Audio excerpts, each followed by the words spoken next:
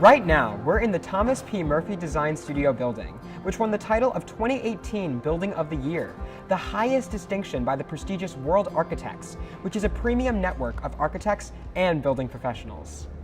The School of Architecture's mission is to prepare students for professional leadership and lifelong learning in architecture through research and the creative process. With workspaces for approximately 140 lucky architecture students, the Murphy Design Studio is where they will draft designs, build models, and collaborate with faculty and other students. Labs throughout the school provide access to resources that aid students in developing and building their projects. In the Murphy Buildings Fabrications Lab, students have access to equipment for rapid prototyping and design experimentation, so they can quickly transfer ideas from the digital realm into physical objects. This equipment includes a robotic arm, laser cutters, 3D printers, and a rotary table, which is used for cutting, moving, milling, machining, and printing. The building also includes discussion areas where students present their final projects before esteemed peers, faculty, and even real-world clients.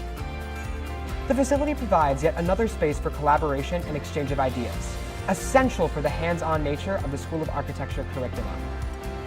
Right from the start, architecture students are taking the theory they learn in classrooms and applying it to the design and building of structures.